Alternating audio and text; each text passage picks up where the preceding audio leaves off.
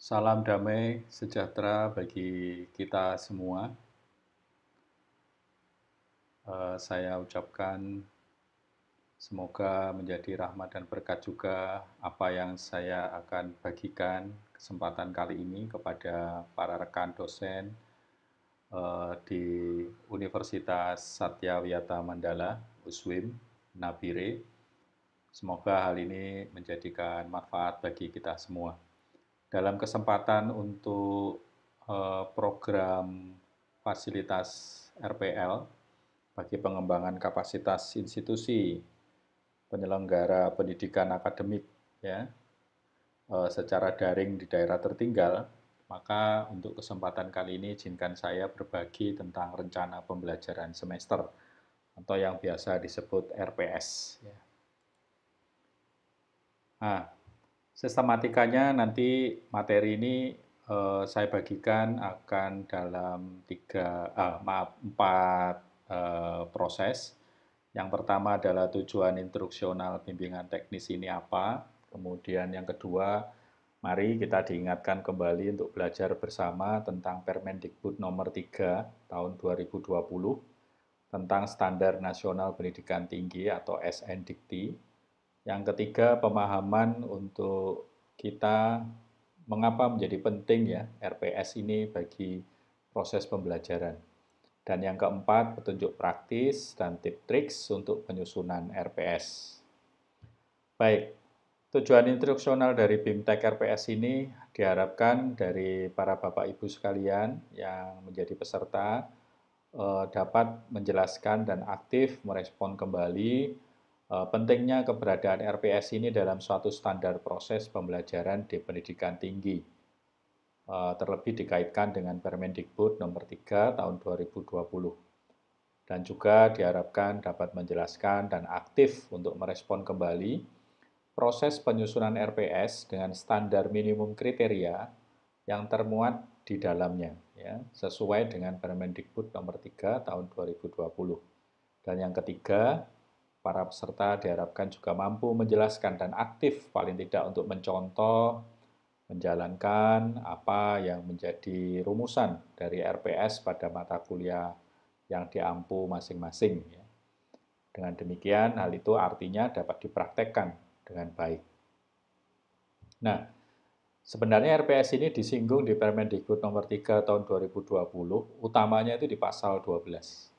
Di sana disampaikan tentang perencanaan proses pembelajaran sebagaimana dimaksud dalam pasal 10 ayat 2 huruf B, itu disusun untuk setiap mata kuliah dan disajikan dalam rencana pembelajaran semester RPS atau istilah lain.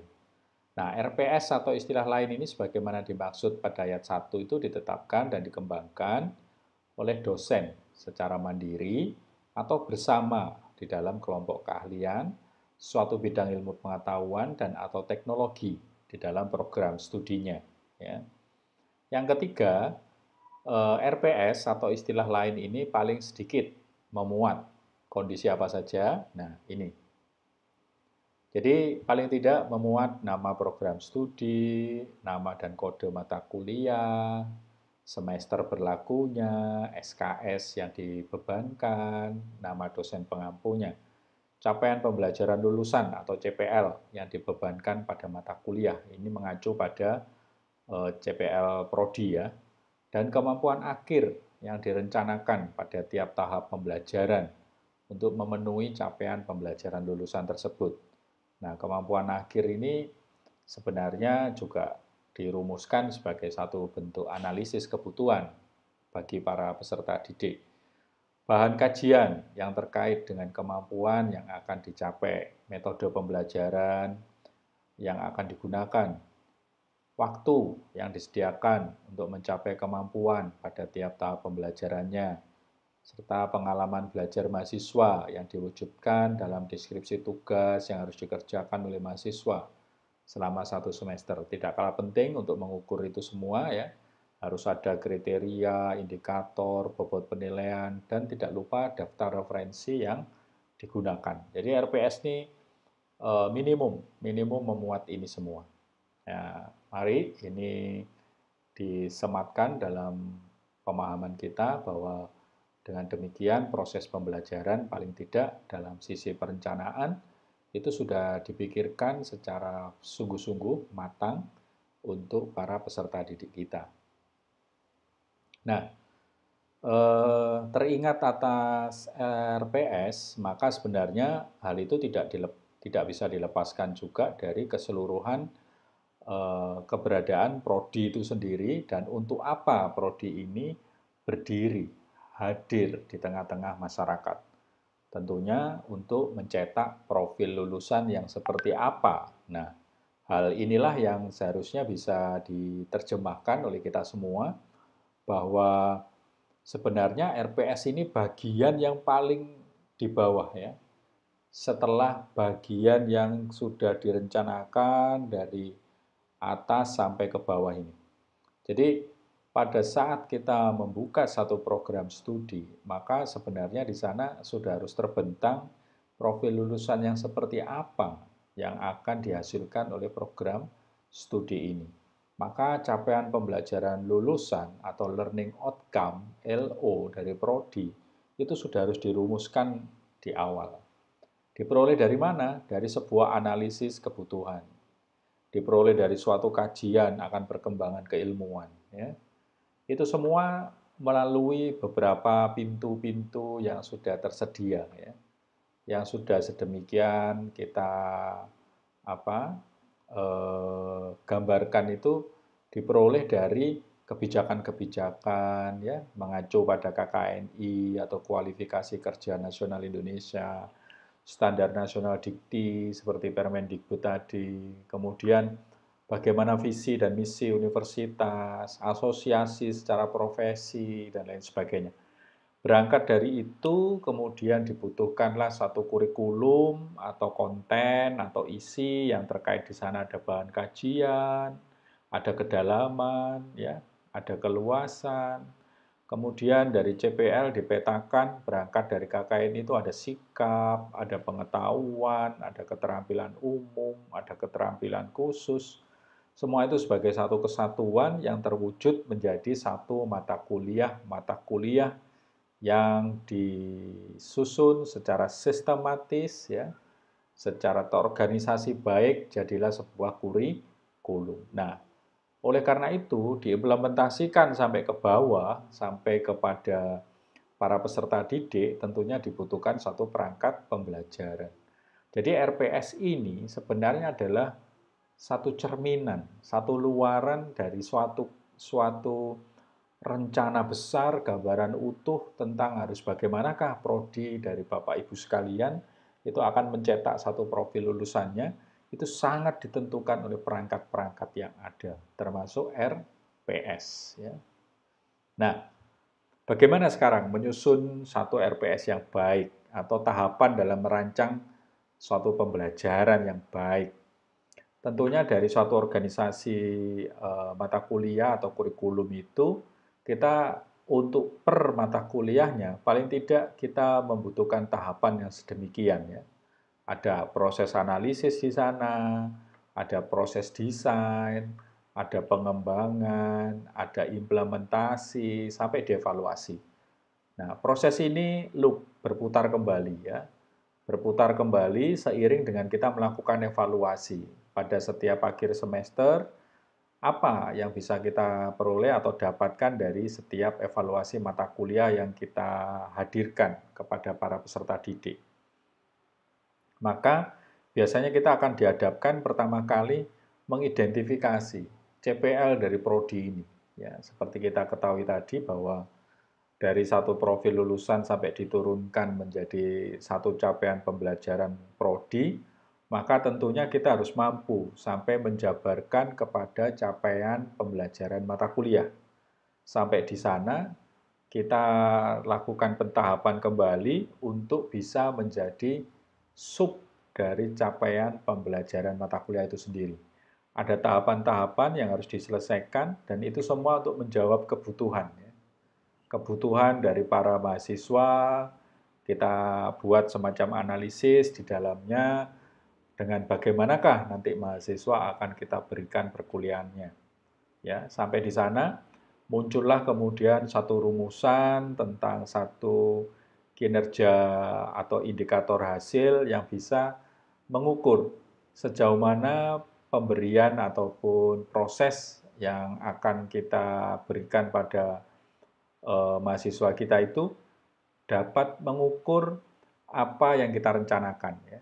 Mengukur apa yang akan kita rencanakan berikan kepada mereka. Nah, tentunya kita perlu membuat instrumen-instrumennya, terus kita siapkan juga bentuk model strategi pembelajarannya, ya kan? Kemudian baru kita implementasikan dengan dibantu media ataupun materi pembelajaran lainnya. Nah, di sini ada yang modelnya buku ajar, modul, diktat, macam-macam itu adalah sebagai sebuah materi media.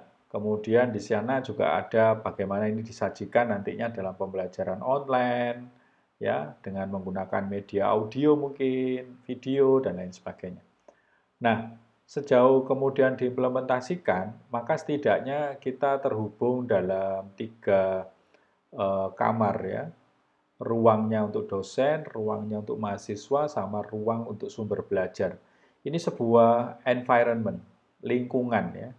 Lingkungan belajar yang mana di sana akan saling berinteraksi 3 hal ini. Nah, inilah yang akan kita ukur, kita evaluasi, sehingga perlukah kita melakukan evaluasi terhadap CPL-nya atau CPMK-nya sampai pada kebutuhan analisis pembelajarannya, ya. Sehingga dengan demikian ada proses perbaikan terhadap RPS tentunya. Nah, mari kita bahas satu persatu dengan lebih detail dan lebih praktis. Nah, salah satunya adalah demikian. Identifikasi capaian pembelajaran. Identifikasi capaian pembelajaran ini diperoleh melalui dasar kualifikasi kerja nasional Indonesia yang dipetakan dalam 4 kompetensi atau 4 luaran yang terukur, ya, dari yang bersangkutan sebagai pembelajar, yaitu sikap, pengetahuan, keterampilan umum, dan keterampilan khusus, ya. Jadi ini paling tidak dari setiap prodi sudah harus punya, ya. Seperti prodi saya di arsitektur, sikap, pengetahuan, keterampilan umum, dan keterampilan khusus ini biasanya dirumuskan bersama dengan Asosiasi Ikatan Arsitek Indonesia, ya. Dengan demikian kami mudah sekali untuk kemudian menggunakan sarana-sarana yang ada melalui lingkup kerjasama kemitraan dengan asosiasi, maka jadilah itu capaian pembelajaran lulusan prodi kita. Nah, ini masih bersifat umum tapi, ya, ini masih bersifat umum. Maka di saat nanti kita petakan di dalam mata kuliah, itu menjadi capaian pembelajaran mata kuliah. Dalam khusus mata kuliah ini, nantinya capaian pembelajaran mata kuliahnya akan seperti apa? Itu tentunya merujuk juga dari CPL Prodi. Nah, untuk mencapai satu kondisi ini perlu tahapan-tahapan dalam mencapai tujuan pembelajaran mata kuliah ini. Maka itu biasanya dibagi dalam beberapa langkah, dalam beberapa tahap, yang kita petakan juga capaian pembelajarannya sehingga mampu diukur, mampu diamati, itu kita namakan sub dari capaian pembelajaran mata kuliah. Nah, itu terdiri dari berbagai indikator-indikator yang mampu kita lihat, kita ukur, kita buatkan instrumen pengukurannya, ya. Biasanya dengan bentuk model tes, model non-tes, seperti itu. Terus kemudian di sini juga tentunya untuk bisa mengukur ada juga proses treatment, ya, pemberian materi pembelajaran dan lain sebagainya itu bagaimana metodenya. Sehingga indikatornya juga bisa diukur semakin lebih baik, ya, semakin lebih baik. Nah, inilah dasar pemikiran awal bagaimana dari penjabaran CPL sampai selaras untuk menjadi sub CPMK, ya. Nah, kita tidak bisa lepas pada saat memetakan sub CPMK itu pada taksonomi pembelajaran. Taksonomi pembelajaran itu satu keadaan atau satu kemampuan di mana peserta didik setelah mendapatkan satu proses pembelajaran, akan terjadi perubahan di dalam kapasitas ataupun di dalam kemampuan mereka. Nah, kita mengenal 3 taksonomi ya, yaitu yang dikenal dengan kognitif atau dimensi pengetahuan, kemudian domain afektif atau domain sikap, dan juga domain di kawasan psikomotorik ya. Ini. Ada tahapan-tahapan, ada level-level di setiap domain. Dan setidaknya Bapak dan Ibu sekalian, penting bagi kita bersama untuk mengingat domain-domain ini. Jadi pada saat memberikan satu tahapan proses pembelajaran, Bapak Ibu selalu harus kembali kepada domain ini.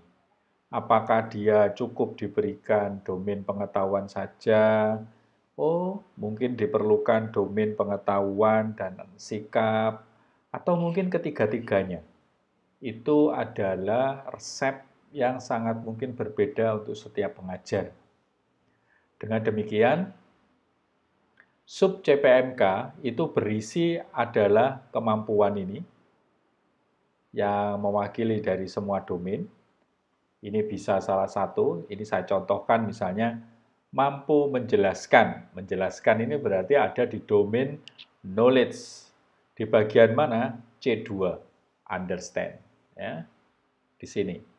Nah, berbagai metode penelitian kualitatif dan kuantitatif. Ini ditulis A3, A3 itu berarti afektif urutan ketiga, valuing. Berarti selain dikategorikan menjelaskan, harapannya berbagai metode. Metode ini berarti paling tidak langkah-langkah proses-proses itu setidaknya dikuasai ya dengan baik. Saking baiknya, mungkin ini masuk dalam bagian materi, tapi dalam proses penguasaannya, harapannya diinternalisasi oleh si peserta didik. Makanya dimasukkan dalam kategori valuing, yaitu apa? Penghargaan terhadap nilai. Berarti mahasiswa menjadi trust, percaya, dan mengamini apa yang disampaikan dalam proses pembelajaran tersebut terkait materi ini. Itu harapan dari si dosen ya. Mampu mengembangkan instrumen pengumpulan data penelitian dengan kinerja mandiri, bermutu, dan terukur. Nah, jadi selain kita berbicara kemampuan, behavior, kita juga berbicara materi, ya kan? Yang biru ini materi.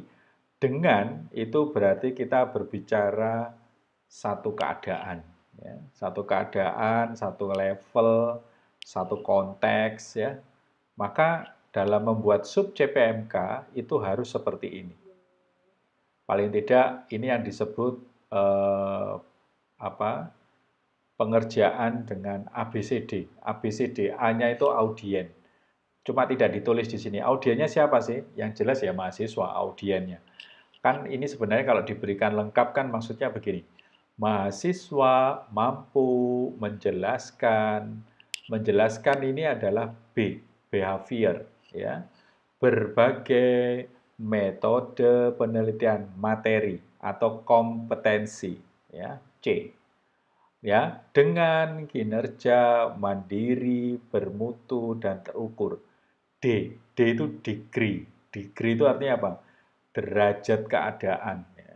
Derajat keadaan, level kondisi, level konteks, pencapaian atas sesuatu dalam taraf apa, dan lain sebagainya. Maka ABCD, audience, behavior, competence, and degree. Ya, itu disajikan demikian dalam setiap merumuskan CPMK dan sub CPMK yang merupakan pengejawantahan dari CPL Prodi. Jadi kalau saya bisa menyampaikan dari CPL-nya yang seperti tadi, S, P, KK, KU, maka dijadikanlah capaian pembelajaran mata kuliah itu menjadi CPMK. Ini kebetulan CPMK-nya sampai 4 ini. Ya. menunjukkan sikap bertanggung jawab, menguasai konsep teoritis iptek, mampu menunjukkan kinerja mandiri, mampu merancang penelitian. Nah, ini dikaitkan sama CPL-nya. CPL-nya tadi apa saja, ya? Masih ingat? Nah, ini tadi. Ini, jadi SPKU KK4 ini dijadikan CPL1, CPL2, CPL3, CPL4 ya. Oleh buku panduan kurikulum Kampus Merdeka ini dijadikanlah demikian. Ini CPMK1, CPMK2, CPMK3, CPMK4 ternyata serelevan dengan CPL1, 2, 3, 4. Apakah ini selalu sama, Pak? Jumlahnya untuk kondisi CPMK dan CPL? Bisa ya, bisa tidak. Ya. Artinya, CPMK bisa saja cuma satu. Dan itu artinya related dengan semua CPL. Tapi bisa juga CPMK-nya hanya satu, itu hanya related dengan CPL tertentu, tapi sub CPMK-nya related dengan semua CPL-nya. Nah, itu artinya apa? Sub CPMK ini kan sebenarnya adalah sub capaian dari CPMK. Sehingga kalau CPMK-nya hanya satu, untuk mencapai satu CPMK dibutuhkan beberapa sub CPMK. Sehingga dengan demikian bisa jadi konteks ini akan relevan juga dengan CPMK-nya, tetapi di satu sisi sebenarnya kalau dihubungkan dengan CPL-CPL-nya, bisa jadi semuanya akan relevan dengan semua CPL. Maksudnya begitu. Jadi ini boleh sama, boleh hanya satu, tapi untuk mencapai satu ini diperlukan ini semua. Nah, intinya semuanya itu dihubungkan dan masih relevan. Ya. Sehingga antara sub CPMK, CPMK, sampai CPL itu relevan, berkaitan, berhubungan. Intinya ke sana sebenarnya. Daripada kita bermain angka-angka capaian pembelajaran ini, tapi kita nggak ngerti. Nah, itu bahaya. Ya. Apalagi kita adalah dosen di ruang lingkungan belajar kita, sehingga sayang apabila hal ini tidak kita pahami dengan dalam, arti kata relevansi hubungan antara CPL, CPMK, dan sub CPMK itu sangat membahayakan bagi perkembangan progres kemajuan belajar peserta didik kita. Ya. Oke, setelah dianalisis, setelah dibutuhkan sekian banyak perbaikan dari satu keadaan peserta didik yang kita pernah alami selama kita memberikan perkuliahan ataupun pada saat kemudian ada satu kondisi evaluasi ternyata perlu dilakukan perbaikan atau pada satu keadaan baru dan ternyata dibutuhkan satu kebutuhan pembelajaran yang bisa cocok dengan perkuliahan yang akan kita adakan, maka semua itu tetap membutuhkan analisis pembelajaran. Nah, analisis pembelajaran itu goal terakhirnya itu selalu CPMK. Selalu CPMK, ya. Di mana CPMK ini akan menelurkan banyak arah bagi kita, ya. Boleh ini adalah bagian akhir dari satu proses UAS setelah 16 pertemuan misalnya, seperti ini contohnya. Ya. Tapi untuk mencapai ini ternyata dibutuhkan banyak sub-sub CPMK. Nah, persoalannya sekarang bagaimana kita menaruh hubungan sub-sub CPMK ini. Ya, ini ada suatu contoh mata kuliah metodologi penelitian. Bagaimana satu mata kuliah metodologi penelitian ini dimulai dari sub CPMK pertama.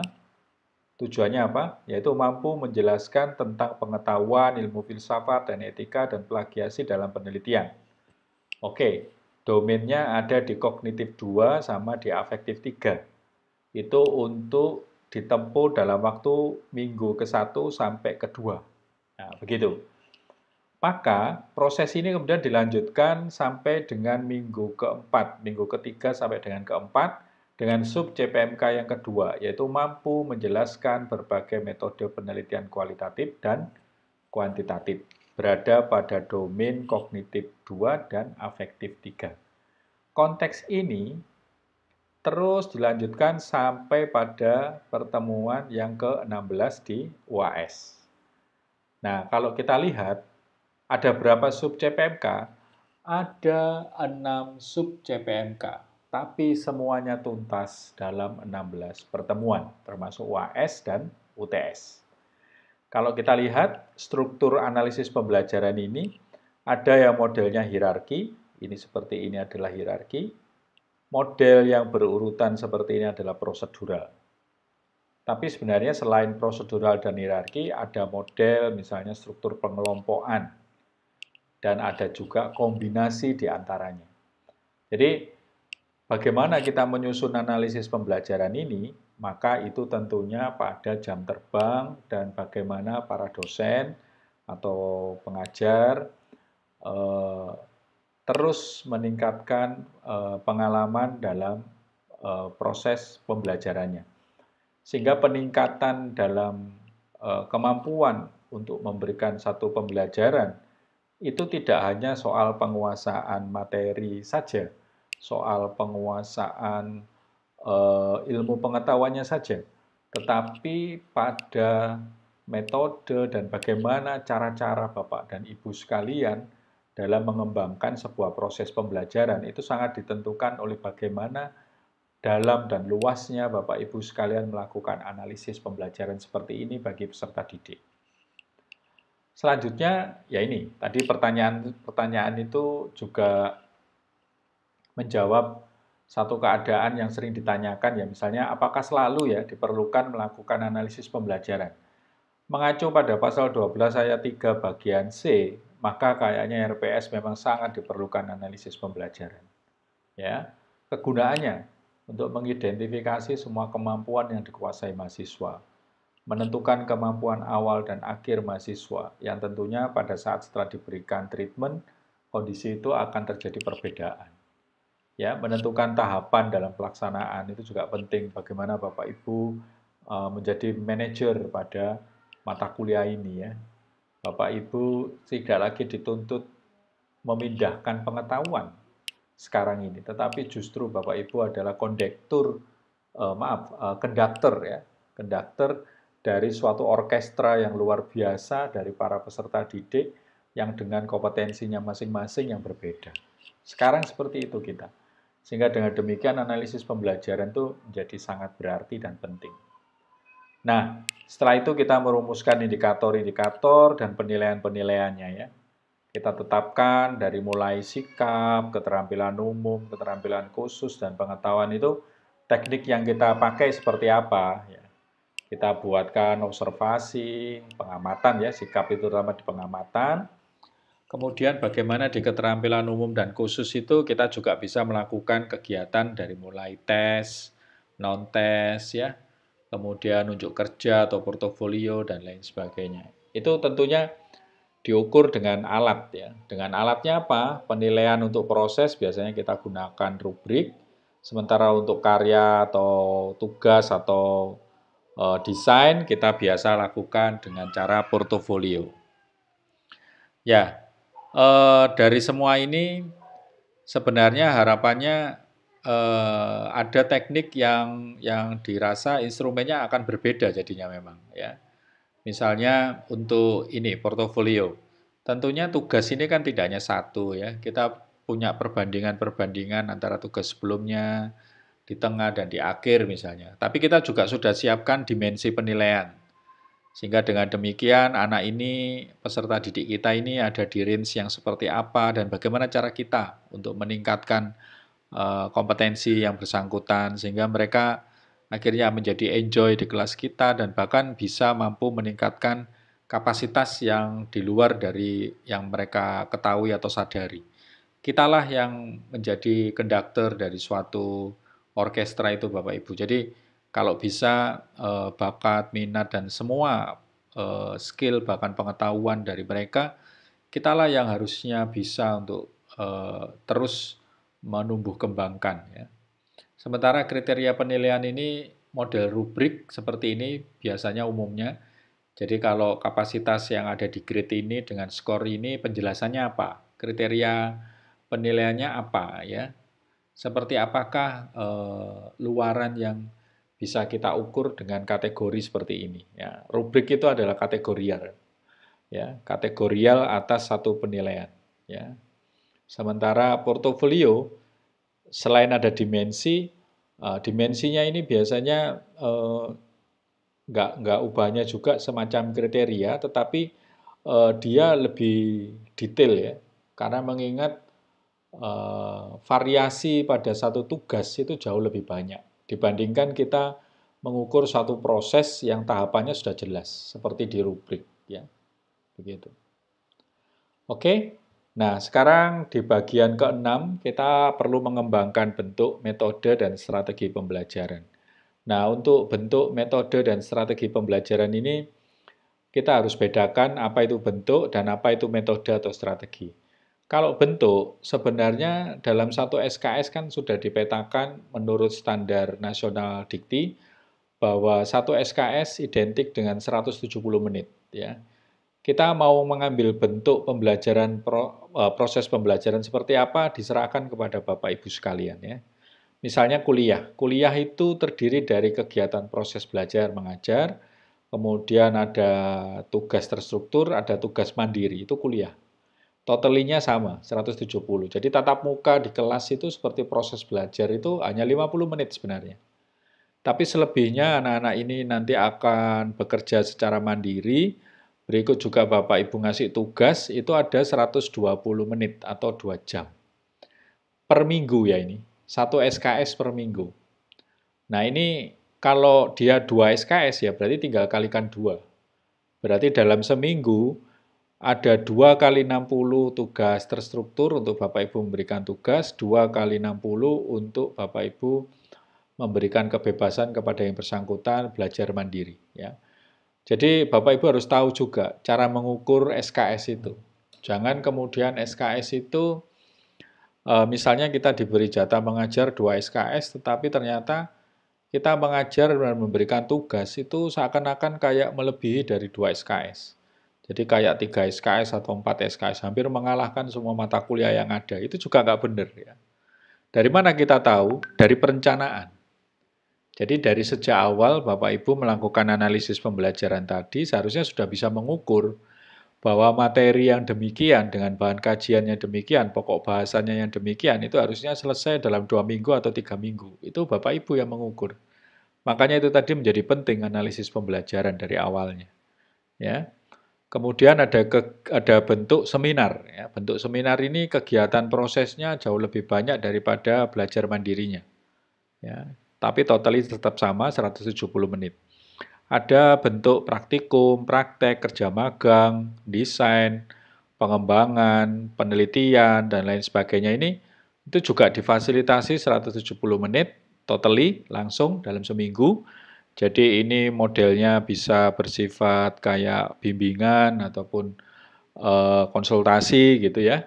Tapi di luar itu juga ada kegiatan kampus merdeka ya atau merdeka belajar itu juga diberikan keleluasaan saat ini, ya itu dari mulai KKN, proyek independen, riset di lembaga penelitian, ngajar, kegiatan wirausaha, itu semua diakui SKS-nya. Jadi luar biasa Merdeka Belajar saat ini. Sementara kalau bentuknya seperti itu, metodenya bagaimana? Nah ini yang membedakan. Metode itu adalah tahapan atau cara atau seperangkat dari set sekian strategi untuk mencapai apa yang menjadi tujuan belajarnya. Sehingga dengan demikian bentuk belajar seperti kuliah, seminar, praktikum itu adalah satu pilihan yang kita tetapkan untuk menggunakan untuk menjadi bagian dari apa yang kita sebut strategi buat mencapai tujuan belajar kita itu. Itu sebenarnya identifikasinya. Sehingga dengan demikian metodenya boleh kita pilih lah. Misalnya kalau kita memilih karena sifatnya harus student centered learning ya, maka setidaknya enaknya Permendikbud nomor 3 tahun 2020 itu semua sudah dibahas di sini. Sudah dimasukkan di sini Bapak Ibu. Ya.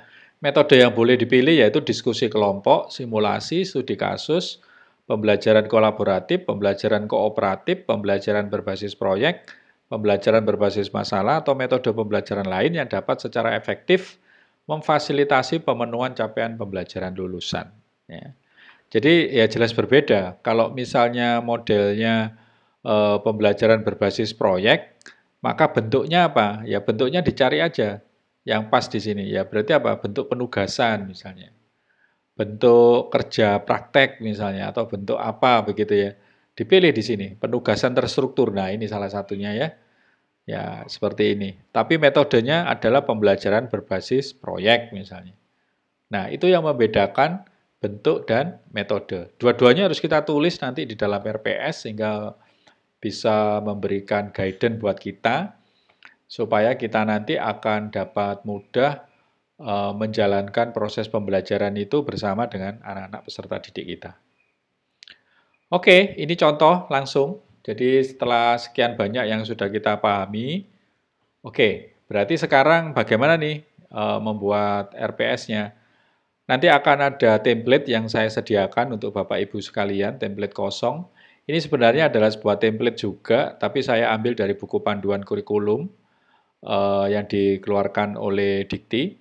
Dan setidaknya di sini kita bisa tahu bahwa capaian pembelajaran itu sudah dirumuskan dari awal oleh CPL Prodi-nya, ya. Ya, ini. Ini yang bersesuaian dengan mata kuliah ini ya. Kebetulan yang dicontoh adalah mata kuliah metodologi penelitian. Nanti akan ada tanda tangan bagi dosennya, kemudian tanda tangan koordinator kelompok mata kuliah. Kelompok mata kuliah itu begini. Jadi mata kuliahnya apa, A, B, C, D, itu sebenarnya masuk di dalam rumpun atau kelompok mata kuliah apa di prodi Bapak Ibu sekalian.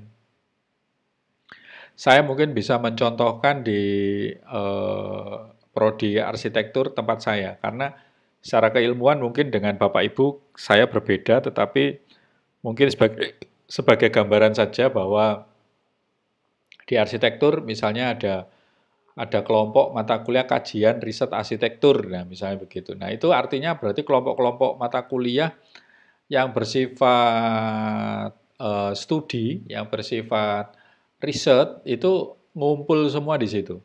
Ini contoh saja. Sehingga dengan demikian ada koordinator yang ditunjuk di sana dan kemudian ditandatangani juga oleh Kaprodi dan juga dekan. Ya. Ini semua adalah identitas mata kuliah. Identitas mata kuliah, namanya apa, kodenya apa, bobot SKS-nya berapa, semester berapa, tanggal penyusunan. Ada yang kurang misalnya tanggal revisi. Ya. Jadi kalaupun boleh ada penyusunan, ya ada revisi, kalau mungkin nanti diperlukan revisi. Nah, kemudian deskripsi mata kuliah. Deskripsi itu ya gambaran ya. Mata kuliah ini tentang apa, begitu ya.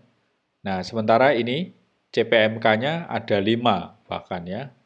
Dan itu disesuaikan dengan KKU, KU ya begitu ya. Atau kita sebut ini CPL-nya ya.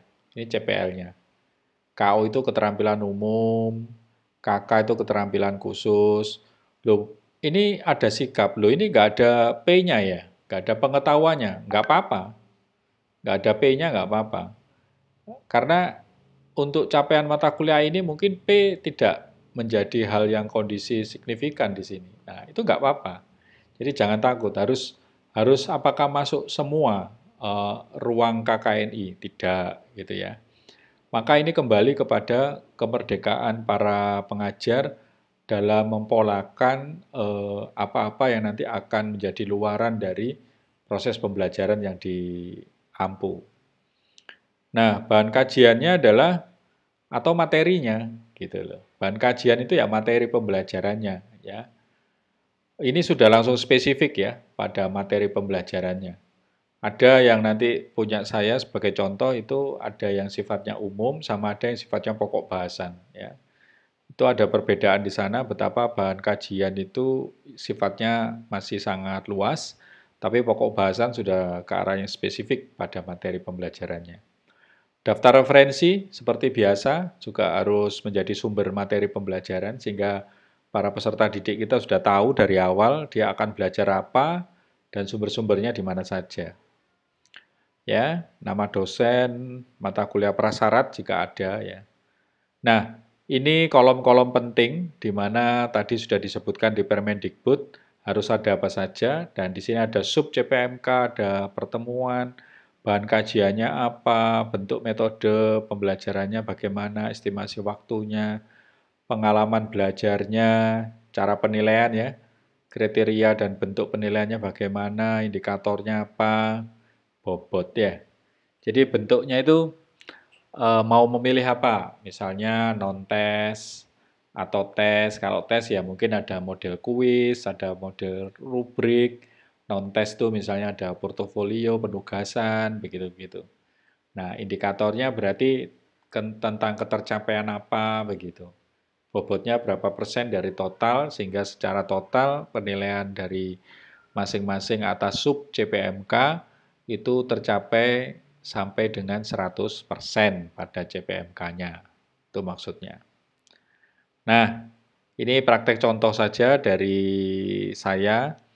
Ini mata kuliah kewirausahaan dan manajemen bisnis, hanya masuknya di arsitektur, bukan satu mata kuliah yang umum, walaupun bisa saja ini juga dibuka untuk umum, tapi yang lebih kepada aspek arsitektural, ya, poin-poin tentang urban sosiologi, sosiologi perkotaan, dan juga dinamika perkotaan, kemudian heritage, ya, local wisdom, dan lain sebagainya itu sebenarnya bisa untuk menjadi sumber inspirasi gagasan untuk munculnya satu kewirausahaan atau satu peluang usaha yang baru. Ya. Jadi nggak jadi arsitek, nggak mati gaya gitu ya. Itu juga bisa menjadi satu pemikiran kami terhadap satu profil lulusan ke depan yang notabene mungkin profil lulusan itu juga harus kami wadahi berdasarkan hasil kami melakukan research study.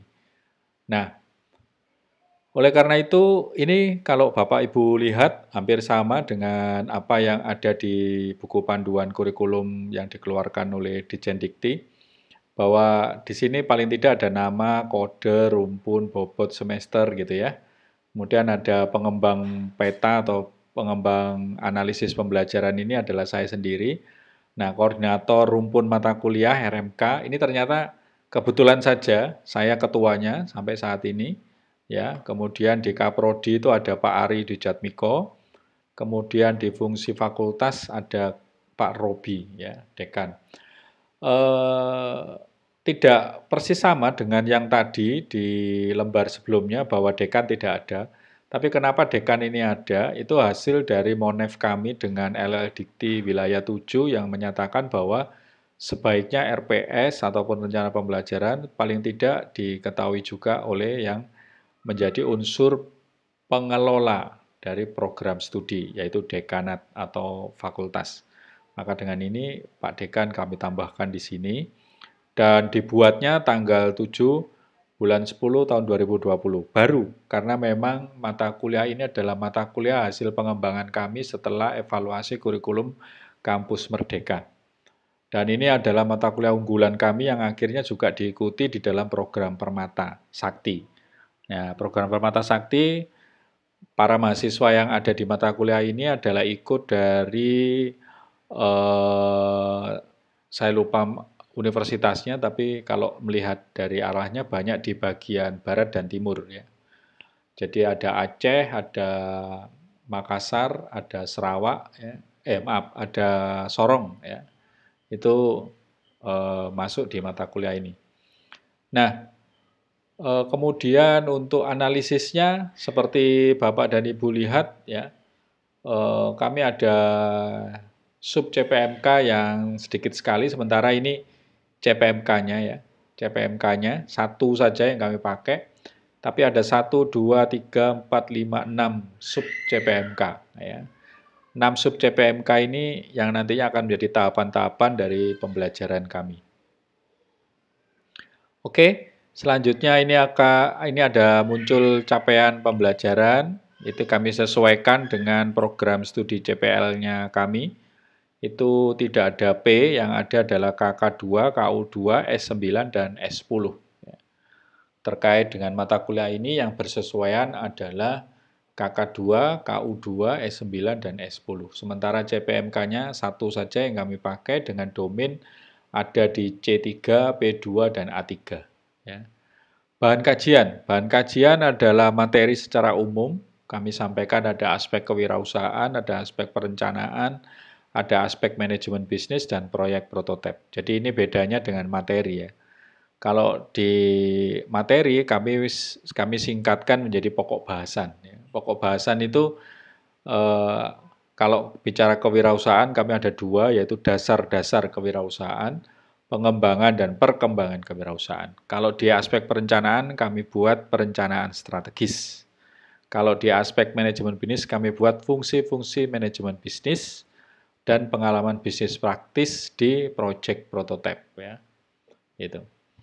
Oke. Lanjut. Nah, ini pustaka-pustaka kami. Tip triknya adalah biasanya kami lakukan begini.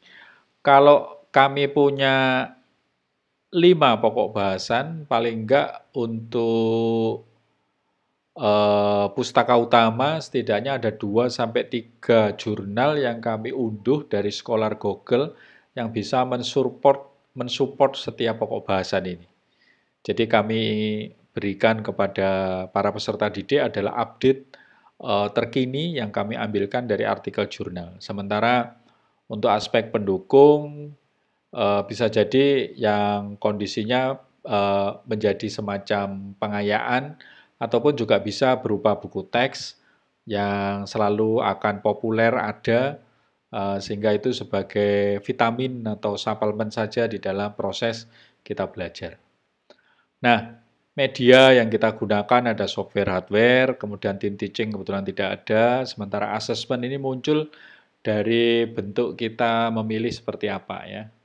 Kalau lihat modelnya kami coba sederhanakan kali ini pertemuannya tetap, sub CPMK atau capaian pembelajaran khususnya ada, materi pembelajarannya, nah ini, pokok bahasannya tadi kami masukkan, pindahkan ke sini, metode dan strategi yang kami pilih sama estimasi waktu. Jadi kami tidak buat kolom estimasi waktu, tapi kami jadikan satu di sini. Jadi metode ini dan strategi pembelajaran ini sebenarnya berisikan tentang aktivitas dosen dan aktivitas para mahasiswa. Ya, kalau dikaitkan dengan SKS, berarti kami juga hitung berapa menit aktivitas-aktivitas tersebut bisa dilakukan. Ya, gitu. Nah, pada asesmen atau pengukuran yang kami lakukan atau penilaian yang kami lakukan, indikatornya kami buat secara tersendiri, khusus untuk pertemuan pertama tidak ada, tapi pertemuan-pertemuan selanjutnya ada dan kami pilih bentuk-bentuknya dari mulai bentuk tes, kuis, sama non-tes yaitu portofolio. Ya. Ini semua kalau ditotali bobotnya dan lain sebagainya, pada akhirnya akan mencapai 100% ya. Hanya di sini kalau UTS proporsinya hanya kami berikan 15%, kalau UAS 25%. Dan dalam setiap pertemuan-pertemuan ini ada yang seperti ini ya, model-model kuis gitu. Ada sebagai pengukuran tadi dan itu ada prosentasenya juga ya. Sehingga kalau biasanya kampus itu meminta satu nilai bulat, UTS berapa, UAS berapa, ya kami berikan akumulasi ya, dari sejak UTS sampai UAS berapa. Ini kalau ditotali sekitar 55%. Maka sebelum UTS sampai UTS itu biasanya kami nilai sekitar 45%. Nah, dengan pembagian itu mungkin dengan sistem pembelajaran jadi bisa lebih efektif dalam menghitung nilai. Tapi kalau ditanya tugas dan lain sebagainya, kami juga tetap bisa berikan untuk tugas-tugas itu prosentasenya berapa persen. Sehingga secara nilai anak-anak bisa mengetahui kalau dipetakan dalam nilai UTS, UAS berapa, tugas berapa, tentunya dengan demikian mereka jadi bisa tahu proporsi mereka ada di mana selama ini, selama mengikuti proses pembelajaran. Oke, itu. Ini terakhir juga, kalau sudah semua disusun RPS-nya, sebenarnya Bapak dan Ibu mudah juga menyalin semua yang ada di sana itu tadi menjadi satu silabus ya. Biasanya silabus ini hadir di buku pedoman akademik ya. Di mana untuk buku pedoman akademik tahun depan setidaknya kami sudah siap buat mata kuliah kewirausahaan manajemen bisnis ya. karena sudah tersaji lengkap dan tinggal dikompilasi dengan semua silabus mata kuliah lainnya. Oke, semuanya sudah masuk juga. Nah, sudah.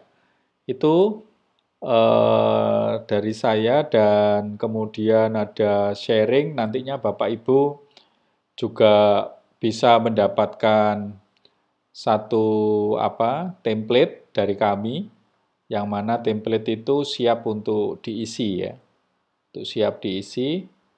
Nah, bentuk analisis pembelajaran dalam catatan kami tidak selalu bentuknya seperti ini ya, Bapak Ibu. Ini saya hanya memudahkan saja dalam pola saya menyiapkan template bagi Bapak Ibu. Artinya bentuknya silakan, seperti yang tadi kita juga lihat ada proses hierarki sampai berjenjang 3, kemudian proseduralnya berjalan ke sana, terus kemari, begitu.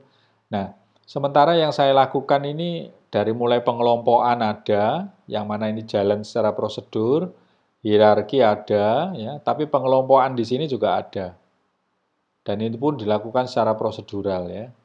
Ya, ini betapa masing-masing dari kita punya kebebasan untuk menyusun sub CPMK-nya dan berikut menata analisis pembelajarannya dengan seperti apa polanya ya.